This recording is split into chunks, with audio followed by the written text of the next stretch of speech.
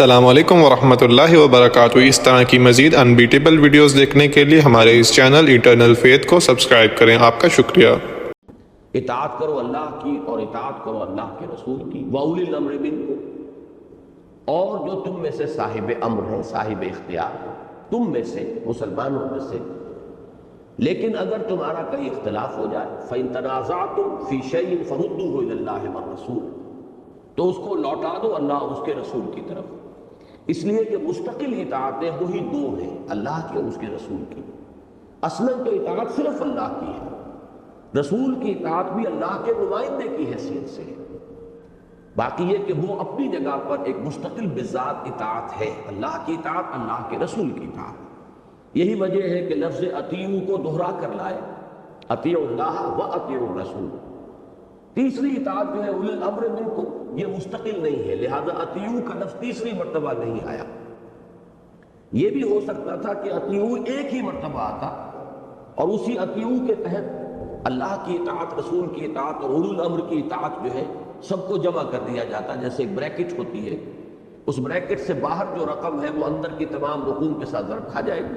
ایک شکل یہ ہو سکتی تھی کہ صرف ایک مرتبہ یا ایھا الذین آمنوا اطیعوا اللہ والرسول واولی الامر منکم، اس کے معنی یہ ہوتے کہ یہ تینوں اطاعتیں گویا کہ ہم پلہ ہو گئیں، گویا کہ برابر ہو گئیں۔ تو نہایت حکیمانہ انداز ہے۔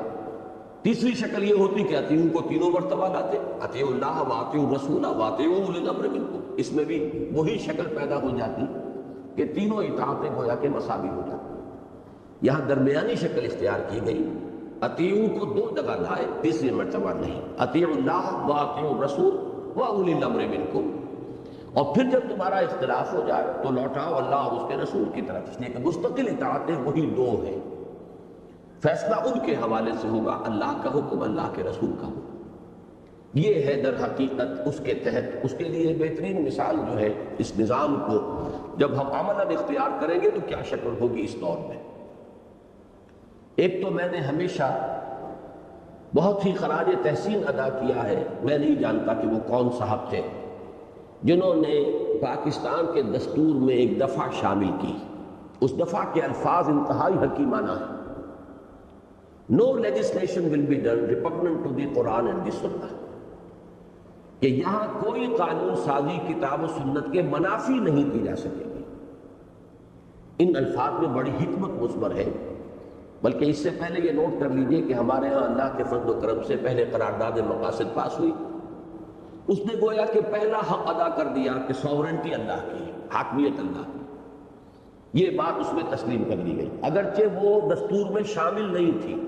یہ اس دور میں جو یہ 8ویں ترمیم کی تھی صدر ضیاء الحق صاحب نے، اس کے نتیجے میں وہ دستور کا حصہ بن گئی ہے۔ اس سے پہلے وہ دستور کے صرف ایک پریمبل یا مقدمے یا دیباچے کی حیثیت رکھتی تھی۔ تو یہ ایک پیش قدمی ہوئی ہے ضیاء الحق صاحب کے دور میں۔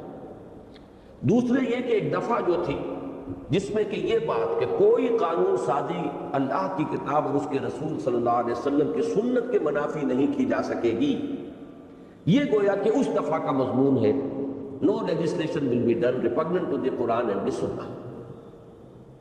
یہ بھی ہمارے ہاں سن 56 میں جو دستور بنا تھا اس میں شامل تھی، لیکن یہ تھی ایک ڈائریکٹو پرنسپل، ایک رہنما اصول کی حیثیت سے، آپریٹنگ نہیں تھی، نافذ نہیں تھی۔ اس کے حوالے سے کسی عدالت کا کنڈا کھٹکھٹایا نہیں جا سکتا تھا، بلکہ یہ صرف ایک ہمارا رہنما اصول تھا جس کی بنا پر کوئی کسی جگہ پر بھی کوئی عدالت کوئی فیصلہ دینے کی مجاز نہیں تھی۔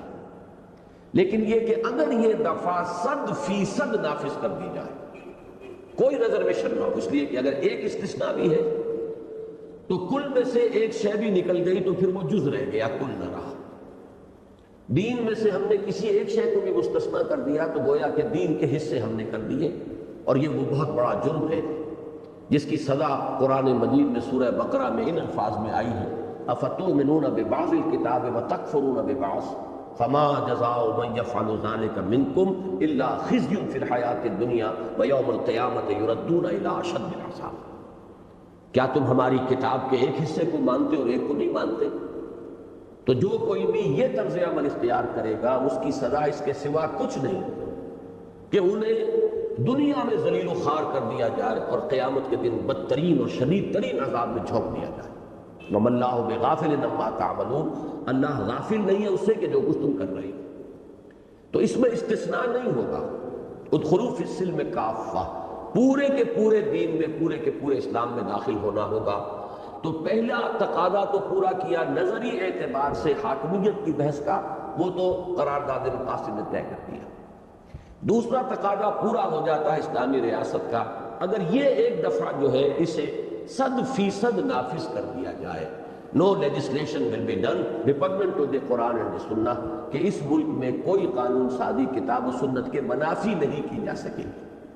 اب اس نقطے کی طرف آئیے کہ اس سے بعض حضرات کو مغالطہ ہے کہ شاید اسلامی ریاست میں کوئی نئی قانون سازی ہو ہی نہیں سکتی۔ یہ بہت بڑا مغالطہ ہے۔ اس کو اصل میں ایک حدیث کے حوالے سے ایک تشبیہ جو میں نے ڈیولپ کی ہے وہ میں آپ کے سامنے رکھ رہا ہوں۔ حدیث نبوی ہے، بڑی پیاری حدیث، مثل المؤمن کمثل الفرس فی اخیتہ، مومن کی مثال اس گھوڑے کی سی ہے کہ جو ایک کھوٹے سے بندھا ہوا ہے۔ اب اس مثال کو ذرا میں نے بڑھایا ہے کہ فرض کیجئے ایک بہت وسیع میدان ہے اور آپ گھوڑے کو باندھنا بھی چاہتے ہیں لیکن یہ بھی چاہتے ہیں کہ اس کے پاؤں کھلے، بھاگے دوڑے، تو آپ کے پاس گنجائش ہے، آپ نے 100 گز لمبی رسی جو ہے اس سے کھوٹے سے گھوڑے کو باندھ دیا۔ اس کے نتیجے میں 100 گز نصف قطر کا ایک دائرہ وجود میں آ جائے گا کھوٹے کے چاروں طرف۔ اس میں گھوڑا آزاد ہے، رسی کچھ نہیں کہے گی اسے، وہ 50 گز پہ لوٹ لگائے، وہ 100 گز تک چلا جائے، مشرق میں جائے، شمال میں جائے، جنوب میں جائے، مغرب میں جائے، وہ بالکل کھوٹے کے ساتھ ہی بیٹھ جائے، یہ آزاد ہے بالکل۔ لیکن 101واں گز نہیں آئے گا اس کے لیے کہ نہ وہ مشرق میں، نہ شمال میں، نہ جنوب میں، نہ مغرب میں، کہیں بھی وہ 101 گز جو ہے وہ نہیں جا سکتا کھوٹے سے دور۔ تو گویا کہ اب اس میں ایک شکل آئی ہمارے سامنے، پابندی بھی ہے، آزادی بھی ہے۔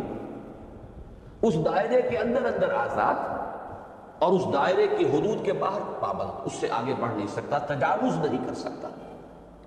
اور دیکھیے بہترین لفظ قرآن مجید میں اسی لیے آتا ہے حدود اللہ، دل کا حدود اللہ ہے، یہ اللہ کی حدود ہے۔ وَمَن يَتَعَدَّ حُدُودَ اللَّهِ فَقَدْ ظَلَمَ نَفْسَهُ، جس نے اللہ کی حدود سے تجاوز کیا اس نے اپنے اوپر ظلم کیا۔ اب یہی بات سمجھ لیجئے کہ جہاں کتاب و سنت کے احکام آ گئے وہ ہے یہ دائرہ، یہ حدود اللہ ہے، یہ نصوص ہے کتاب و سنت کے، اس سے تو تجاوز آپ نہیں کر سکتے۔ لا تقدموا بین یدی اللہ ورسولہ، اللہ اور اس کے رسول سے آگے مت بڑھو۔ البتہ اس 100 گز نصف قطر کے دائرے میں آپ آزاد ہیں، اس میں آپ قانون سازی کر سکتے ہیں۔ اسی لیے میں اس شخص کو جس نے یہ الفاظ قائم کیے ہیں، الفاظ معین کی اس دفعہ کے، میں اس کے فہم کا، اس کے فکر کا قائل ہوں۔ اس نے یہ نہیں کہا ہے کہ یہاں کتاب اور سنت ہی پر مبنی قانون سازی کی جا سکے گی۔ اگر یہ بات ہوتی تو قانون سازی کا دائرہ محدود ہو جاتا۔ آپ کوئی قانون نہیں بنا سکتے تھے جس کے لیے کوئی اصل کتاب اور سنت میں نہ دکھا سکتے کہ یہاں سے ہم ڈرائیو کر رہے ہیں، یہ قانون ہم بنا رہے ہیں۔ اگر یہ ہوتا کہ کتاب و سنت ہی پر مبنی قانون سازی کی جا سکے گی، اگر یہ بات طے ہوتی تو قانون سازی کا دائرہ محدود تھا۔ یہاں یہ ہے کہ کوئی ایسی قانون سازی نہیں کی جا سکے گی جو کتاب و سنت کے منافی ہو۔ جو شے منافی نہیں ہے، جس کو ثابت نہ کیا جا سکے کہ یہ قرآن و سنت کے منافی ہے، وہ قانون آپ بنا سکتے ہیں، چاہے اس کے لیے کوئی اصل، کوئی بنیاد، کوئی جڑ جو ہے وہ کتاب و سنت کے اندر موجود نہ ہو۔ یہی وہ بات تھی کہ جس کو حضور صلی اللہ علیہ وسلم نے شاباش کے انداز میں جب حضرت معاذ بن جبل کی آپ نے تحسین فرمائی تھی تو بات کیا تھی کہ جب انہیں یمن کا گورنر اور عامل بنا کر حضور بھیج رہے تھے تو پوچھا کہ اگر کوئی معاملہ تمہارے سامنے آئے گا تو کیسے طے کرو گے؟ انہوں نے عرض کیا کہ میں اللہ کی کتاب سے رجوع کروں گا۔ حضور نے دوسرا سوال کیا، اگر تمہیں اللہ کی کتاب میں کوئی بات نہ ملے اس سے متعلق، تو پھر انہوں نے عرض کیا کہ میں آپ کا کوئی فیصلہ، آپ کا کوئی قول، آپ کا کوئی فرمان اس کے مطابق طے کروں گا۔ اب تیسرا سوال کیا، فرض کرو تمہارے پاس کوئی شے میرے قول میں سے، میرے فعل میں سے، میری سنت یا حدیث میں سے بھی کوئی چیز موجود نہیں، پھر کیا کرو؟ تو پھر انہوں نے عرض کیا کہ ثم اجتہد، پھر میں اپنی سی کوشش کروں گا۔ یہ ہے وہ اجتہاد کہ اس کا دائرہ وسیع ہے، اس اجتہاد کو جو شے لمٹ کرے گی، جو محدود کرے گی، وہ کتاب و سنت کے نصوص ہوں گے۔ نصوص جو ہے کتاب و سنت کے، ان سے تجاوز نہیں ہو سکتا۔ وہ تو دائرہ ہے وہ 100 گز نصف قطر کا، جس سے آگے آپ نہیں جا سکتے۔ البتہ اس کے اندر اب اس کے اندر بھی یہ ہو سکتا ہے، اور اس کا تعلق ہے انسان کے نظام اور تمدن کی سطح سے۔ فرض کیجئے کہ ابھی نوع انسانی کسی علاقے کے اندر بسنے والے انسان تمدنی اعتبار سے ابھی آج سے 1000 سال پہلے کے ماحول میں رہ رہے ہیں۔ فرض کیجئے قبائلی نظام ہے وہاں، ابھی ان کا تمدنی ارتقاء اتنا ہوا ہی نہیں کہ وہ شہریت کے معاملات اور سٹیزن شپ اور اس کے حقوق اور اس کے فرائض ان کا کوئی شعور ان کے اندر پیدا ہوا۔ وہ تو قبائلی نظام ہی کو جانتے ہیں۔ تو وہاں شیخ قبیلہ اصل اتھارٹی ہے، اس کا حکم چلے گا۔ لیکن اگر وہ مسلمان ہے، گویا کہ اسلامی قبائلی نظام کیا ہوگا کہ شیخ قبیلہ بھی کتاب و سنت کے منافی حکم تو نہیں دے سکتا، البتہ کتاب و سنت کے حدود کے اندر وہ شیخ قبیلہ جو ہے اس کی بات چلے گی، اس کا حکم نافذ ہو جائے گا۔ اس میں کوئی جمہوریت کا سوال نہیں، اس میں یہ کہ وہ سب سے مشورہ کرے، اس کا کوئی سوال نہیں، کوئی بیلٹ باکس کا سوال نہیں، اس لیے کہ نظام قبائلی ہے اور ابھی لوگوں کی ذہنی سطح بھی یہیں تک ہے۔ اس سے آگے وہ جانے کی استعداد اور صلاحیت رکھتے ہی نہیں، تو اس سے آگے کا سبق پڑھانا تکلیف مالا یطاق ہو جائے گا، ان کی ذہنی سطح سے بالاتر بات ہو۔ اس سے آگے فرض کیجئے کہ انسانی تمدن ابھی بادشاہت تک پہنچا ہے، تو جو بادشاہ ہے اگر تو وہ کہے گا کہ میرا اختیار مطلق ہے، میں جو چاہوں حکم دوں، تو وہ فرعون بن گیا، وہ نمرود بن گیا، وہ خدائی کا دعویدار دار بن گیا۔ اگر وہ بادشاہ کہے کہ میں بھی اللہ کا بندہ ہوں، اللہ ہی کا حکم نافذ کروں گا، تو اب یہ فرعون نہیں ہے، یہ نمرود نہیں ہے۔ اس کی مثال حضرت داؤد کی ہے، حضرت سلیمان کی علیہ السلام۔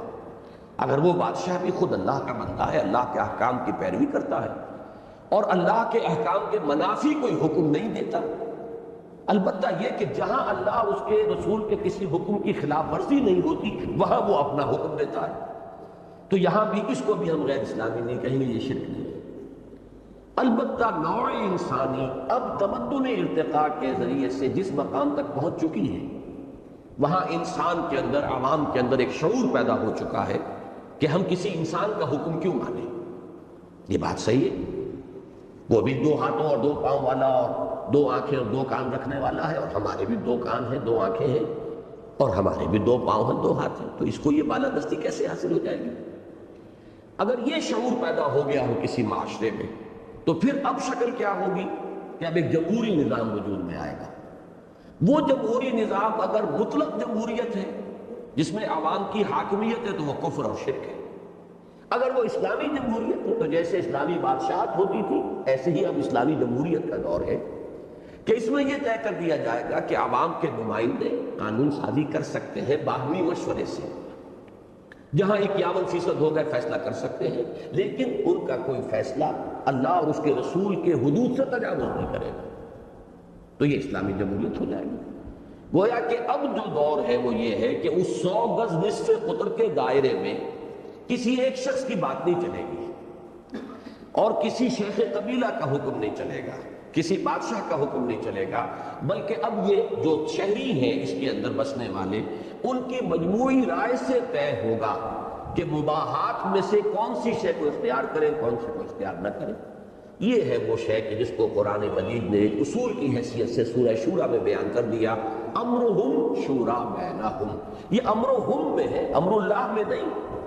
امر اللہ میں تو 100% لوگ بھی کوئی تبدیلی نہیں کر سکتے، جو اللہ کے اس کے رسول کے احکام صریح ہیں ان میں تو 51% کس بلا کا نام ہے، 100% بھی کوئی تبدیلی نہیں کر سکتے، وہ تو امر اللہ ہے۔ البتہ جو امرہم ہے، امرہم وہ دائرے کے اندر ہے، جہاں اللہ کا کوئی واضح حکم، اللہ کے رسول کا کوئی واضح حکم موجود نہیں ہے، یہ امرہم ہے۔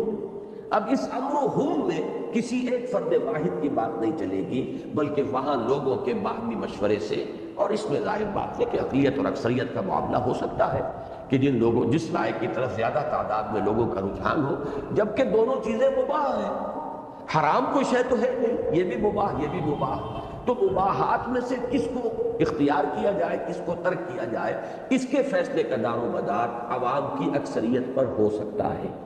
یہ ہے وہ شے کہ جس میں اسلام اور جمہوریت اس طریقے سے آ کر ایک دوسرے کے ساتھ مل جائے. یہ وہ بات ہے کہ جو اچھوں کی سمجھ میں ابھی نہیں آ رہی، اس لیے کہ ان موضوعات پر یا تو بہت زیادہ علمی سطح پر گفتگویں ہوئی ہیں، وہ علامہ اقبال نے کی تھی، وہ عام طور پر لوگوں کی فہم سے وہ بہت بالا تر ہے، یا ابھی تک ہمارے علماء کرام نے ان چیزوں پر اس حیثیت سے غور ہی نہیں کیا ہے. بہت سے لوگوں کے ذہنوں کے اندر جو ہے کنفیوژن ہے، بہت سی الجھنیں ہیں. لیکن اس حدیث مثل المؤمن کمثل الفرس فی اخیتہ، اور یہ گھوڑے کی مثال 100 گز نصف قطر کا دائرہ جس میں وہ آزاد ہے اور اس سے آگے وہ پابند ہے. تو یہ پابندی اور آزادی کا امتزاج ہے. پابندی ہے کتاب و سنت کی نصوص کی، اس کے اندر ہم آزاد ہیں، یہاں ہم اپنی کثرت رائے سے فیصلے کر سکتے ہیں، اور یہ جمہوریت کا ایلیمنٹ ہوگا جو اسلامی ریاست میں آ جائے گا. اب آخری چیز جو اس میں اصل میں جو بہت مشکل ہے اور بہت اہم ہے وہ یہ کہ اللہ تو ہمارے سامنے موجود نہیں ہے کہ وہ بتائے کہ یہ میری حد آ گئی، اس سے آگے مت بڑھنا.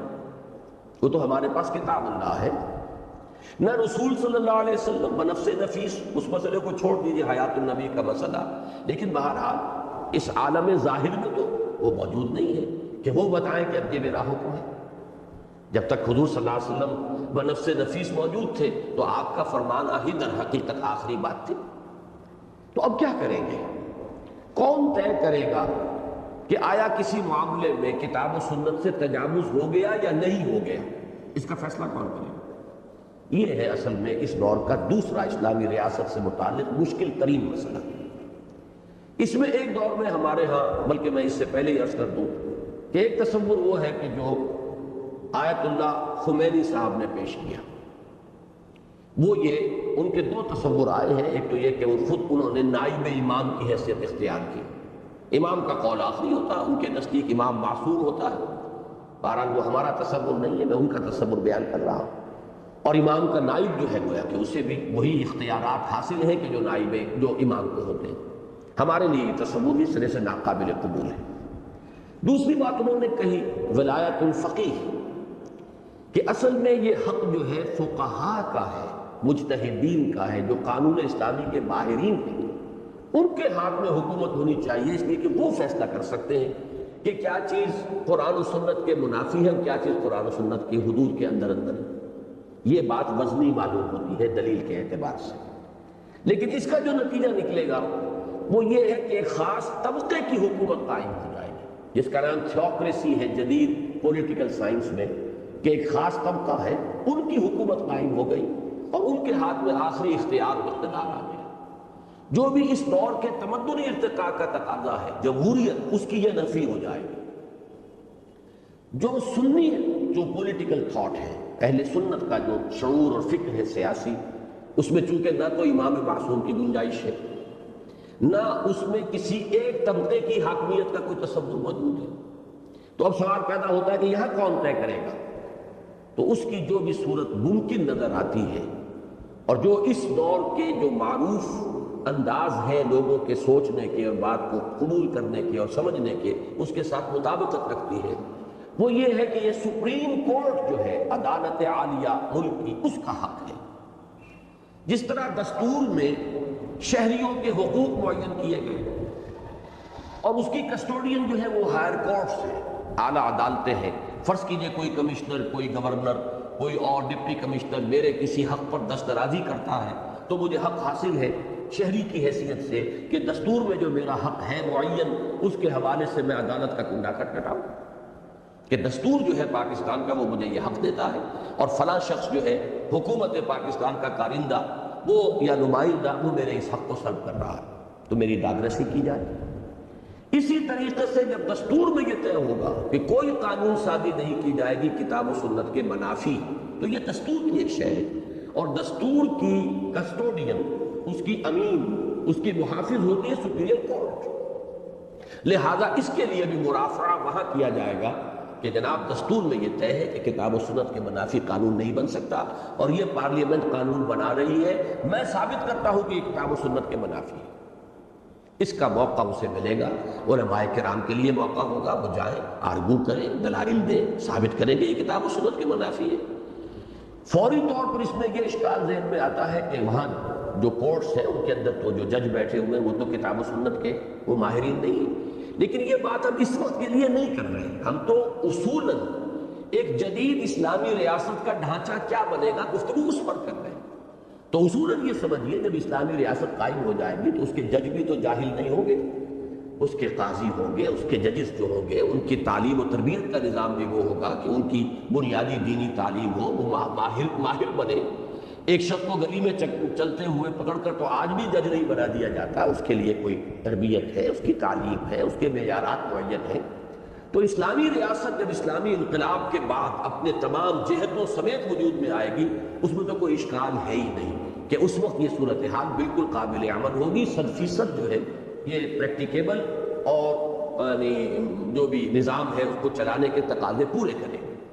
اس وقت بھی یہ بات ہے، یہ میں دوسرے درجے میں کہہ رہا ہوں کہ اس وقت بھی یہ بات ہے کہ چاہے ہمارے ججز خود ایکسپرٹ نہ ہو قانون اسلامی کے، لیکن جب علماء آ کر ان کی رہنمائی کریں گے تو ایک کم تر صلاحیت کا شخص بھی طے کر سکتا ہے دلائل کے ذریعے سے کہ فلاں مفتی صاحب نے یہ بات کہی ہے، ان دلائل سے کہی ہے، یہ ان کے حوالے ہے، کوئی اپنے گھر سے تو بات نہیں کہہ رہے، فلاں احادیث ہے، فلاں ائمہ جو ہمارے دین ہیں، فقہاء ہیں، ان کی آراء ہیں، ان کی انٹرپریٹیشن ہے، ان کو آپ نظائر کی حیثیت ہی سے مانیں لیکن ان کی ایک اہمیت ہوگی، اس کے حوالے سے ثابت کر رہے ہیں۔ تو وہ کام بھی اس وقت بھی ناممکن نہیں ہے، ممکن العمل ہے۔ باقی جب اسلامی انقلاب کے نتیجے میں وہ پورا ایک نظام بدلے گا اس وقت تو اس میں قطعاً کوئی بھی اس کے ناقابل عمل ہونے کا کوئی امکان ہے ہی نہیں۔ تو یہ ہے پہلی اصل میں جو اس کی شق تھی وہ اتنی اہم تھی کہ ہمارا آج کا نصف وقت اس پر لگ گیا ہے، لیکن یہ کہ یہی وہ بنیادی بات ہے کہ جس کو اگر ہم نہیں سمجھیں گے تو آگے جو ہے بقیہ چیزوں پر ہمارا قدم رکے گا جگہ جگہ پر۔ پھر اس کو پڑھ لیجئے، حاکمیت مطلقہ صرف اللہ کی ہوگی، نمبر 1۔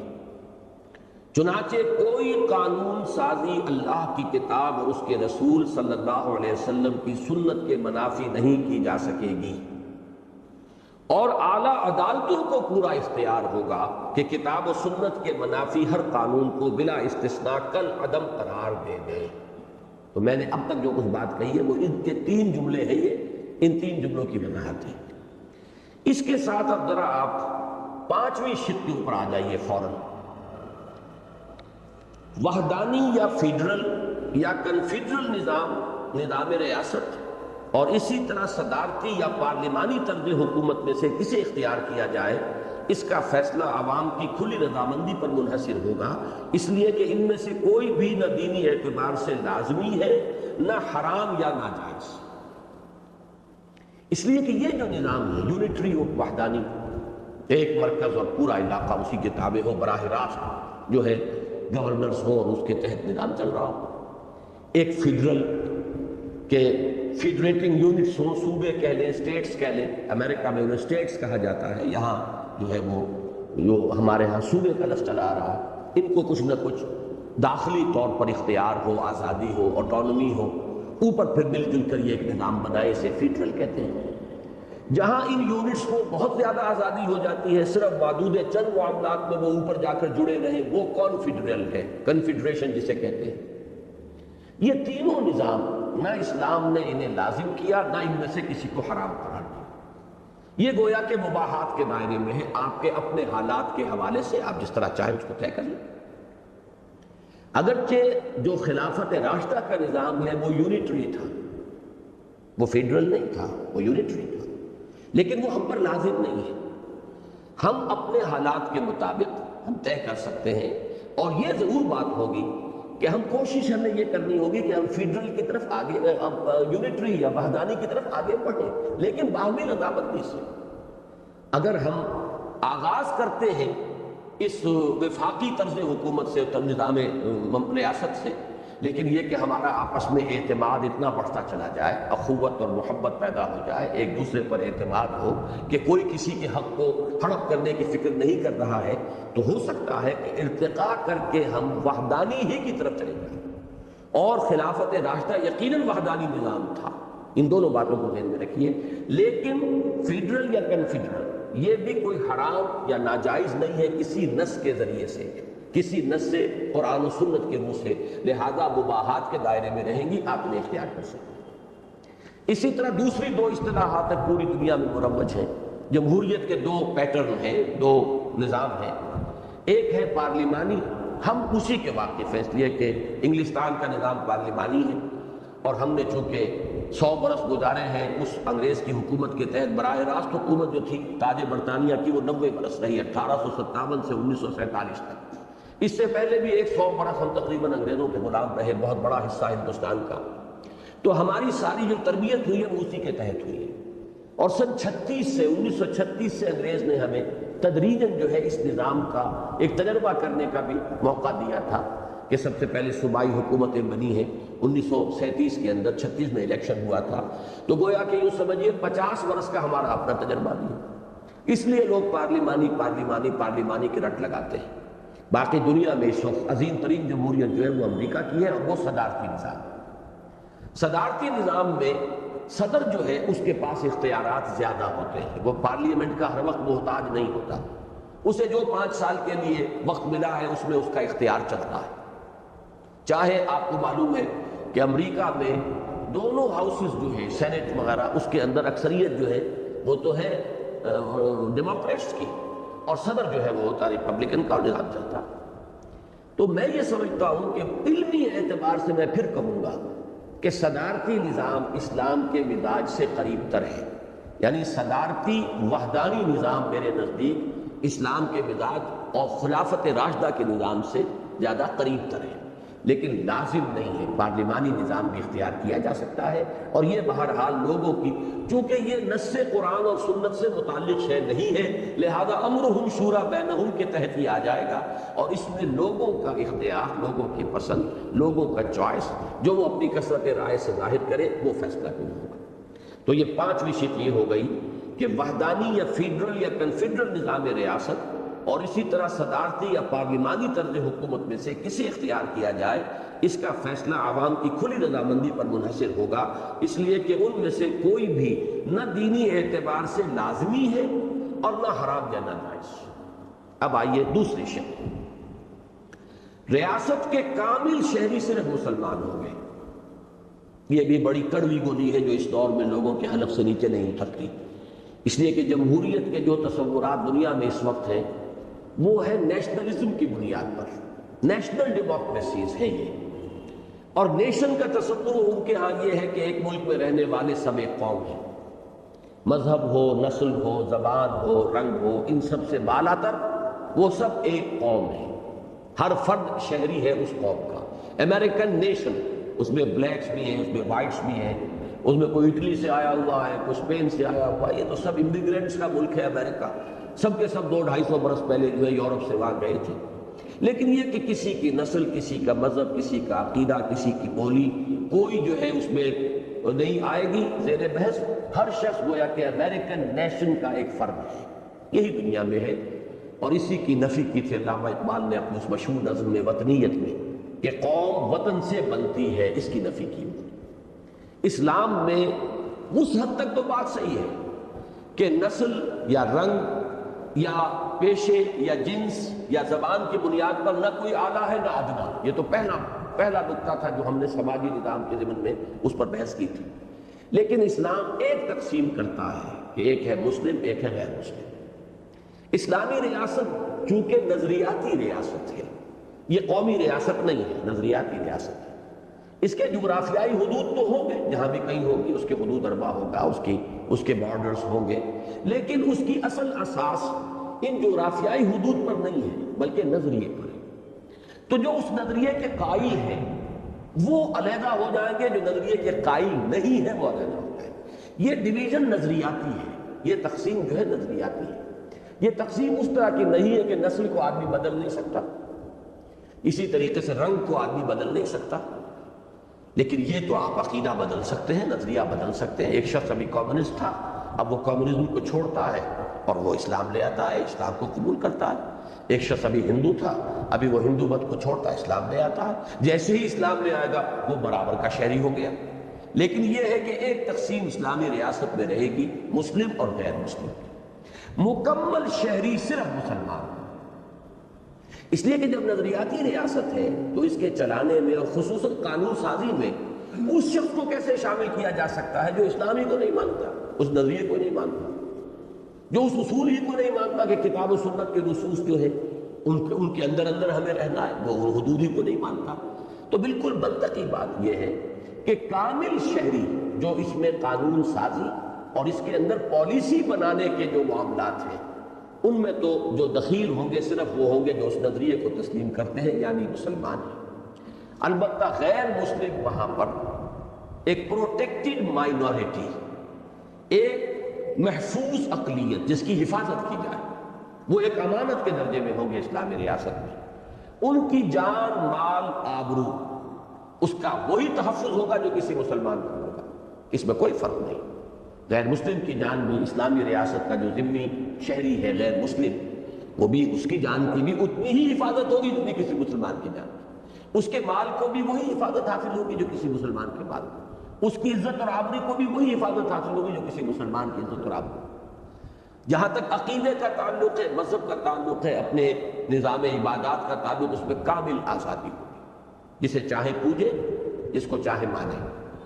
تبلیغ وہ صرف اپنی قوم میں کر سکیں گے، تعلیم، تلقین، اپنی نسل کو، اپنی اولاد کو وہ اپنی تعلیم دے، اس کا حق ہوگا۔ لیکن اسلامی ریاست میں کوئی غیر مسلم کسی اور مذہب یا عقیدے کی تبلیغ نہیں کر سکے گا۔ اس کی وجہ یہ ہے کہ اسلامی ریاست کی بنیاد اس عقیدے پر ہے، اس نظریے پر ہے۔ گویا کہ جو کوئی بھی اس کے خلاف کسی شے کی تبلیغ کر رہا ہے وہ اس کی جڑ کھود رہا ہے، اس کی بنیاد کے اندر نقب لگا رہا ہے۔ اس کو ہم کبھی گوارا نہیں کریں گے۔ قومی ریاست اجازت دیتی ہے جو چاہے جس مذہب کی چاہے جو ہے وہ تبلیغ کرے، اس لیے کہ قومی ریاست کی بنیاد کسی عقیدے یا نظریے پر نہیں ہے، وہ تو صرف وطن کی سرحدوں کے اوپر اس کی بنیاد قائم ہے۔ اسلامی ریاست کی بنیاد ہے اسلام، اس کا عقیدہ، اس کا نظریہ، لہذا اس کا تحفظ کیا جائے گا۔ غیر مسلموں کو صرف اس کی اجازت ہوگی کہ وہ اپنے لوگوں میں اپنے دین کی، اپنے مذہب کی، اپنے عقائد کی تبلیغ کریں، اپنی اگلی نسل کو وہ اپنے عقائد، اپنے خیالات جو ہیں وہ پڑھائیں، منتقل کریں، لیکن اس دائرے سے باہر انہیں تبلیغ کا، اپنے مذہب کی تبلیغ کا حق حاصل نہیں ہوگا۔ یہ ہیں چند باتیں، شاید یہ بات واضح ہو جائے۔ اب میں نے چونکہ یہ چوتھی شق کا مضمون بیان کر دیا، لہذا پہلے اسے پڑھ لیجئے۔ غیر مسلموں کی جان و مال اور عزت و آبرو کی حفاظت کا پورا ذمہ لیا جائے گا، اسی لیے ان کے لیے لفظ ذمہ ہے۔ ذمہ کوئی تحقیر والا لفظ نہیں ہے، ذمہ ہمارا ذمہ ہے، ہم نے ذمہ لیا ہے، ذمہ داری لی ہے ان کی حفاظت کی، ان کی جان، مال، عزت، آبرو، اور انہیں کامل معاشی اور مذہبی آزادی حاصل ہوگی۔ چنانچہ وہ اپنی آئندہ نسلوں کی اپنے مذہب کے مطابق تعلیم و تربیت کے حقدار ہوں گے، البتہ انہیں مسلمانوں میں تبلیغ کا حق حاصل نہیں ہوگا۔ تو یہ پوری شق کی وضاحت آ گئی ہے۔ اب آئیے پھر دو پر۔ ریاست کے کامل شہری صرف مسلمان ہوں گے اور ان کے حقوق شہریت بالکل مساوی ہوں گے۔ یہ نقطہ بھی بہت سے حضرات کے آج بھی سمجھ میں نہیں آ رہا۔ اسلام کی ایک ہے اخلاقی تعلیم، وہ جو پہلے دن ہم نے پڑھی تھی آیت، ان اکرمکم عند اللہ اتقاکم، اللہ کے نزدیک زیادہ باعزت تو وہی ہے جو زیادہ متقی ہے۔ لیکن قانون کے درجے میں یہ بات نہیں ہے، قانون کے درجے میں فاسق مسلمان اور متقی مسلمان برابر ہیں۔ اگر ایک ہی باپ کے دو بیٹے ہیں، دونوں ہیں مسلمان، اگر تو کوئی شخص اتنی دور نکل گیا کہ اس کی تکفیر ہو گئی تو اس کا تو حق ساقط ہو گیا مسلمان کی حیثیت سے، لیکن ہے مسلمان، فاسق ہے، نماز کبھی پڑھتا کبھی نہیں بھی پڑھتا، اور دوسرا بیٹا جو ہے تہجد گزار ہے، نہ صرف 5 وقت کا نماز بلکہ تہجد، لیکن وراثت تقسیم ہوگی تو یہ نہیں ہوگا کہ تہجد گزار کو زیادہ دو اس لیے کہ یہ تو بڑا متقی ہے اور اس کو کم دو، یہ فاسق و فاجر ہے۔ یہ اس کے لیے امام ابو حنیفہ سے جو منسوب ہے الفاظ، المسلم کفر لمسلم، مسلمان مسلمان کے برابر ہے، مساوی ہے۔ یہ میرے نزدیک چونکہ امام صاحب جو ہے فقیہ تھے، بہت بڑے فقیہ، اور واقعہ یہ کہ اللہ تعالیٰ نے جتنا درک انہیں عطا فرمایا تھا، ہر پہلو کا، ہر معاملے کا ایک قانونی پہلو ہوتا ہے، ایک اس کا اخلاقی پہلو ہے۔ اکثر و بیشتر لوگ ان میں کنفیوز کر جاتے ہیں، قانونی تقاضا کچھ اور ہے، اخلاق کا تقاضا کچھ اور ہے۔ مثلا یہ کہ میں نے بڑی دفعہ یہ مثال دی ہے کہ کسی نے کسی کے تھپڑ مارا، اب اس شخص کے سامنے جس کے تھپڑ مارا گیا ہے دو راستے کھلے، چاہے تو وہ معاف کر دے قصاص لینے پر قادر ہونے کے باوجود، اگر تو قادر ہی نہیں ہے بدلہ لینے پر تب تو وہ قہر درویش مردار درویش معافی کرے گا، اور کیا کر سکتا ہے بیچارہ، لیکن فرض کیجئے بدلہ لینے پر قادر ہے پھر بھی وہ معاف کر دیتا ہے، یہ ایک راستہ ہے، اور ایک یہ کہ نہیں وہ تھپڑ کا جواب تھپڑ رسید کرتا ہے، بدلہ لیتا ہے، یہ دوسرا، دونوں اسلام میں ہے، دونوں کی اہمیت ہے۔ عفو، اس سے انسان کی روحانی ترقی ہوتی ہے، اگر تم معاف کر دو یہ تمہارے لیے بہتر ہے۔ وَإِن تَعْفُوا وَتَصْفَحُوا وَتَغْفِرُوا فَإِنَّ اللَّهَ غَفُورٌ رَحِيمٌ، لیکن وَلَكُمْ فِي الْقِصَاصِ حَيَاةٌ يَا أُولِي الْأَلْبَابِ، اے ہوش مندوں قصاص میں زندگی ہے۔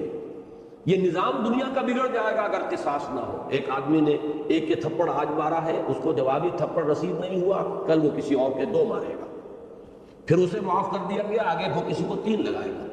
تو یہ نپتی ایول ان دی بٹ کا تقاضا یہ کہ ایک تھپڑ کے جواب میں ایک تھپڑ اسے مل جائے تو وہی کا وہی رک جائے گا۔ زندگی دنیا کے نظام کو قانون کے ذریعے سے چلایا جا سکتا ہے، اخلاق جو ہے وہ ایک بلند تر منزل ہے، اور اس کا زیادہ تر تعلق انسان کی انفرادیت سے ہے، اور وہ اس کا اپنا ایک آزاد اس کا اختیار اور چوائس اس میں ہو تب ہے۔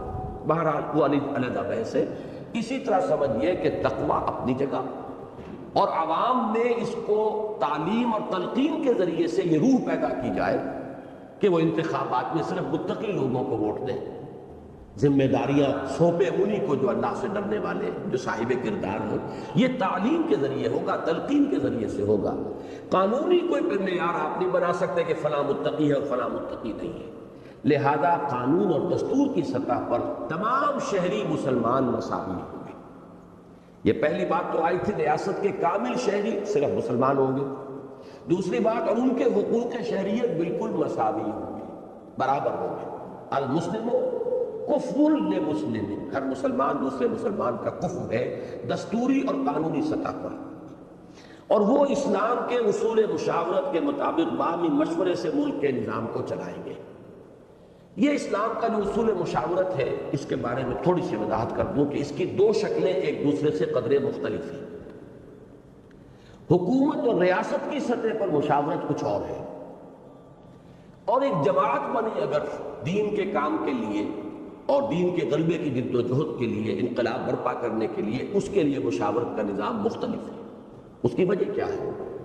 حکومت اور ریاست میں ہر مسلمان جو ہے جو اس علاقے میں رہتا ہے وہ شریک ہے، اور اس کے پاس کوئی چوائس نہیں ہے کہ وہ نکل سکے، ملک چھوڑ کے چلا جائے، یہ تو نہیں ہے، لہٰذا وہ لامحالہ اس کے اندر شریک ہے۔ جبکہ جماعت میں کوئی شخص اپنی آزاد مرضی سے جب چاہے داخل ہو، جب چاہے نکل جائے۔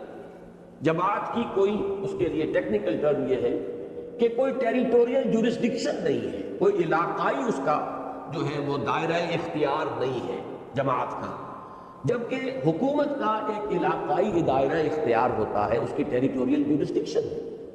اس علاقے میں رہنے والا شخص لامحالہ اس جماعت کا، حکومت کی جماعت کا وہ ایک ممبر ہے، وہ شہری ہے، وہ سٹیزن ہے، جبکہ کسی جماعت کی رکنیت یا ممبرشپ اختیار کرنا انسان کے چوائس پر ہے، اپنی مرضی پر ہے، وہ چاہے داخل ہو چاہے نکل جائے۔ اس اعتبار سے بنیادی فرق ہے کہ جماعتی نظام کچھ اور بھی بنایا جا سکتا ہے، جبکہ ریاستی نظام میں امرہم شورا بینہم کا تقاضا یہ ہوگا کہ شہریوں کی کثرت رائے کی بنیاد پر معاملہ طے کیا جائے۔ یہ جو جدید طور کا جمہوریت کا تقاضا ہے، اگرچہ وہ بات ذہن میں رکھیے دائرے کے اندر امرہم میں، لیکن امرہم میں شہریوں کی کثرت رائے کو فیصلہ کن قرار دیا جا سکتا ہے حکومت کے نظام میں، اور یہی واحد راستہ ہے کہ جو اس دور کی جو سطح ہے جمہوریت کی، جس کو آپ روح عصر کہیں گے، یہ جو ہے اسپرٹ آف دی ایج، یہ زمانے کی ایک روح ہے، ایک تمدنی ارتقاء کا تقاضا ہے، وہاں تو کثرت رائے سے معاملہ طے کرنا ضروری ہو جائے گا، لیکن جماعتی سطح پر، جس پر انشاءاللہ کل کسی وقت گفتگو ہوگی، اس لیے کہ اگلا صفحہ جو ہے اس کو بھی میں چاہتا ہوں کہ اسی سلسلے میں وضاحت اس کی کر دوں۔ اس کے میں نے اس وقت صرف یہ کر دیا ہے کہ لفظ مشترک ہے اسلام کا نظام مشاورت، لیکن اسلام کا نظام مشاورت حکومت اور ریاست کی سطح پر، اور اسلام کا نظام مشاورت حکومت جماعت کی سطح پر، تنظیم کی سطح پر، یہ لامحالہ ایک نہیں ہے، ان کے مابین فرق و تفاوت ہے، جس کی سب سے بڑی بنیاد یہ ہے کہ کسی جماعت یا تنظیم کا کوئی علاقائی دائرہ اختیار نہیں ہوتا، کوئی ٹیریٹوریل جورسڈکشن نہیں ہوتی، اس میں شامل ہونا، اس سے نکل جانا انسان کے آزاد مرضی پر ہر وقت ہے۔ لیکن جبکہ حکومت کا معاملہ یہ ہے کہ اس کا علاقائی دائرہ اختیار ٹیریٹوریل جورسڈکشن ہوتی ہے، اور اس میں ایک شخص کو لامحالہ رہنا ہے، وہ اس میں لامحالہ شریک ہے۔ اس اعتبار سے نظام کے اندر فرق ہو جائے گا۔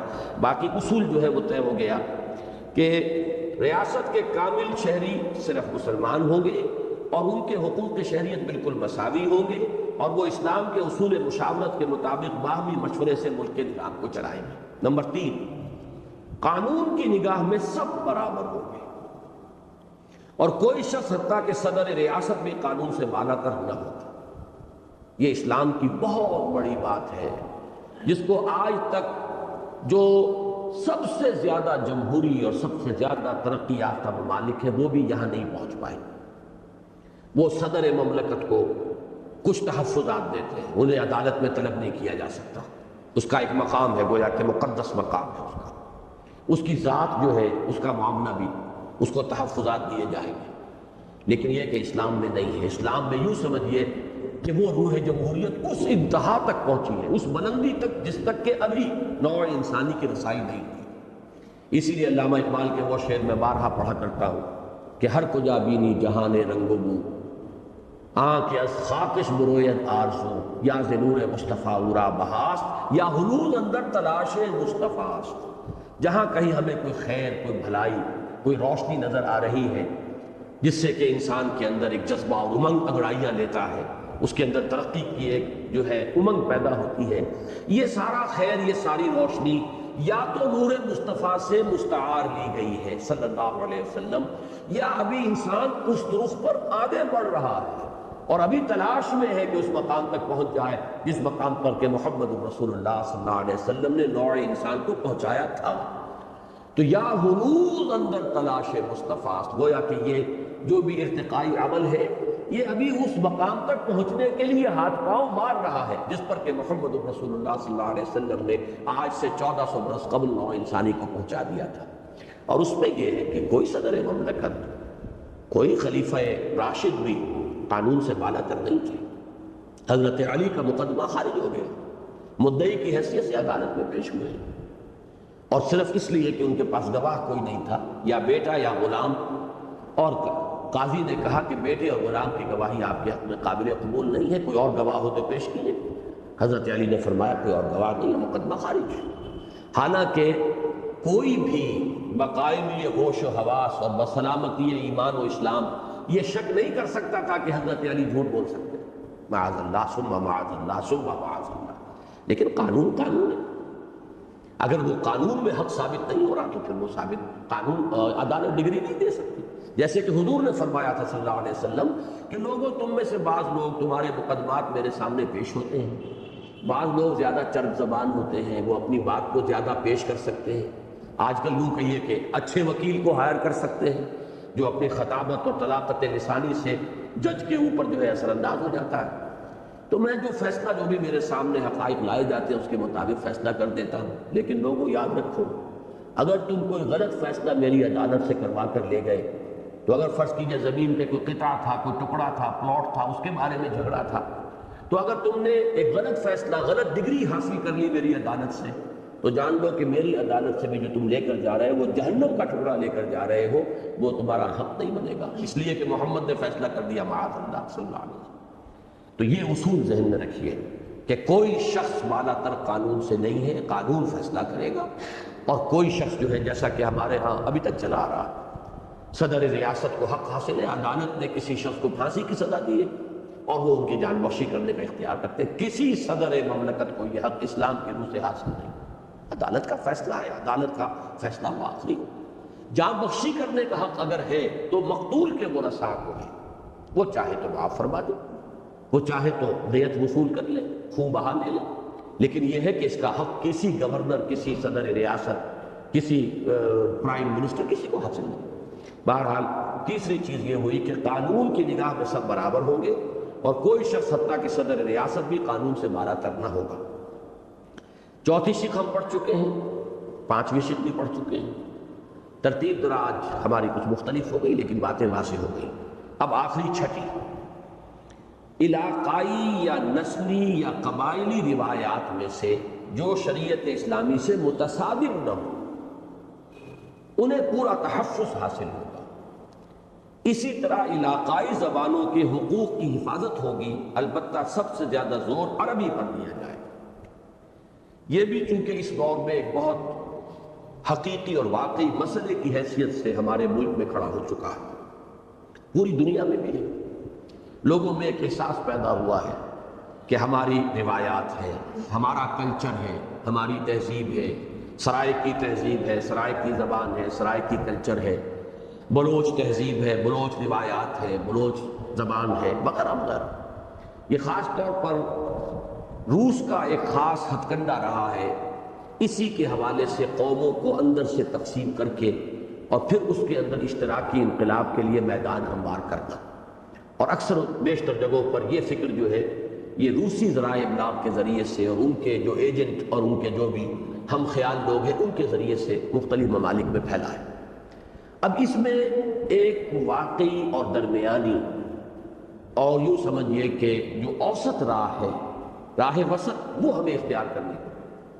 इन चीज़ों की कुल्लियत नफ़ी भी दर हकीकत इस्लाम का तकाजा नहीं, इसलिए कि जो आयत हमने पहले दिन पढ़ी थी उसमें अल्लाह ताला ने कौमों और कबीलों को भी अपनी तरफ मंसूब किया है, वजअलनाकुम शुऊबन व क़बाइला लितआरफ़ू। ये निस्बतें गलत नहीं है, कोई उमवी था अमवी है, कोई हाशमी था हाशमी है, इसमें कोई हर्ज नहीं।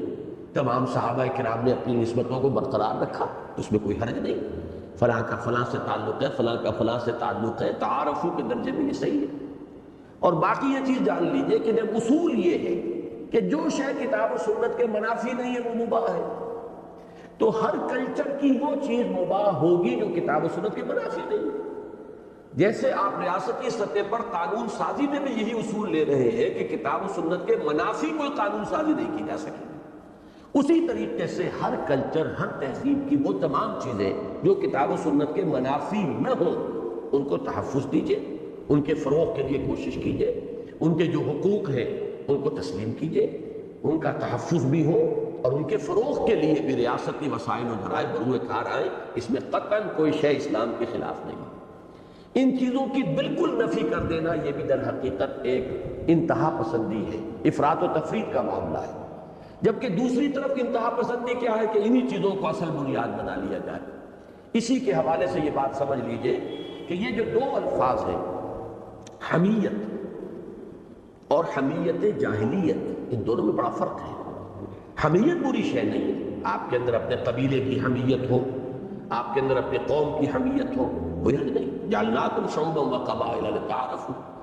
हमीयत जाहिली क्या है कि आप कौमी या कबायली हमीयत को इस्लामी हमीयत से बाला तर कर दें, तब यह हमीयत जाहिली है। इस्लामी हमीयत रहे बाला तरीन, किताब और सुन्नत के साथ हमारी वफादारी हो बाला तरीन। इसी तरह नफ्स असबियत, असबियत बुरी शय नहीं है। अल्लामा इब्न खलदून रहमहुल्लाह की तो फ़लसफ़े की बुनियादी इस्तिलाह असबियत है। असबियत ना हो तो कोई माशरा जो है मरबूत रह नहीं सकता, असबियत होनी चाहिए कबीले की, लेकिन ये असबियत जाहिली बन जाएगी, का लिहाज रखा जाना चाहिए। ये है वो बात जो कही जा रही है, इलाकाइयों के हुकूक की हिफाजत होगी। अलबत्ता सबसे ज़्यादा जोर अरबी पर दिया जाएगा। यहाँ भी उसूल वही है, इसलिए कि अरबी हमारी दीनी ज़बान है।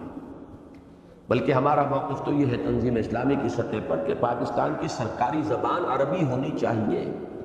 हमारे दो बड़े हमदर्द थे जिन्होंने उस वक्त आगाज़ ही में ये मशवरा दिया था, और अगर उस वक्त से हम करते तो अब तक हम दर हकीकत अरब ममालिक का गोया के एक जुज़ बन चुके होते। 40 बरस में तो 3 नस्लें आगे आ चुकी होती जिन्होंने कि वो तहसील की होती। और जैसे अंग्रेज़ी कोई हमारे बाप दादा की ज़बान तो नहीं थी, कितने अरसे हुआ है, यानी 90 बरस के अंदर अंग्रेज़ी किस कदर रिवाज पा गई। कितने लोग अंग्रेज़ी इतने जानने वाले हैं हमारे यहाँ जो अंग्रेज़ों को अंग्रेज़ी पढ़ाते। तो अरबी ज़बान तो उसके मुकाबले में उससे भी चौथाई हिस्सा जो है वक्त का, उसमें अरबी ज़बान की तरवीज हो सकती थी, इसलिए कि हमारी सारी ज़बानें जो हैं उसमें अरबी के अल्फाज में इंतहा मौजूद। तो ये सरकारी ज़बान होनी चाहिए, टॉप लैंग्वेज यही हो। बाकी इसके तहत علاقائی زبانیں علاقائی، اور اس میں کوئی حرج نہیں ہے، کتاب و سنت کے منافی نہیں ہوگا اگر ہم اپنے تمام صوبے اثر نو زبانوں کی بنیاد پر استوار کر لیں، جیسا کہ ہندوستان نے کیا ہے۔ ان کے ہاں بھی یہ ٹکراؤ رہتا تھا، انہوں نے مستقل حل کیا، تمام صوبوں کی تقسیم لسانی بنیادوں پر کر دی گئی ہے، ہر صوبہ اپنا اندرونی معاملہ اپنی زبان میں طے کرتا ہے، مرکزی حکومت کے ساتھ اس کا رابطہ انگریزی میں ہوتا ہے، اس لیے کہ ہندوستان کے اندر کوئی زبان ان کی مذہبی زبان نہیں ہے، کوئی زبان ایسی نہیں ہے کہ جس سے سب کو محبت ہو، تو انہیں وہ بدیسی زبان لینی پڑی ہے، جبکہ ہمارے پاس عربی زبان ہے کہ ہماری مرکزی سطح پر زبان وہ ہو، اور اس کو ہم اپنے دین کے ترویج و اشاعت کا بھی چونکہ سب سے مؤثر ذریعہ بنا سکتے ہیں، لہذا اس کو رکھا جائے بالا ترین۔ باقی زبانیں جو ہیں علاقائی زبانیں ہیں، اور ان میں سے کسی کو کسی پر کوئی فوقیت حاصل نہیں ہے، یہ سب آپس میں مساوی ہیں، برابر ہیں۔ اگر فوقیت ہے تو صرف عربی زبان کو، اس لیے کہ اللہ کی کتاب اس زبان میں ہے، محمد الرسول اللہ صلی اللہ علیہ وسلم کے فرمودات اس زبان میں۔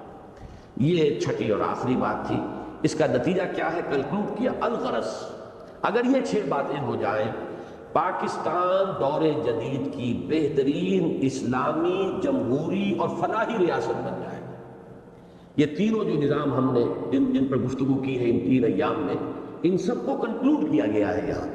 فلاحی ریاست گویا کہ معاشیات کے ضمن میں جو پہلی بات ہم نے کل پڑھی تھی کہ بنیادی ضروریات جو ہیں وہ ہر شہری کی ریاست کے ذمہ ہیں۔ یہ جمہوریت جس کو میں نے اس وقت واضح کر دیا ہے کہ اسلام کے ساتھ جمہوریت کس طریقے سے، کس طور سے، کس انداز میں اس کا جوڑ ملتا ہے، اور یہ کہ بہترین اسلامی جمہوری اور فلاحی ریاست بن جائے گی۔ اللہ تعالی ہمیں اس عظیم مقصد کے لیے تن من دھن لگا دینے کا عزم مصمم کرنے کی توفیق عطا فرمائے، آمین یا رب العالمین۔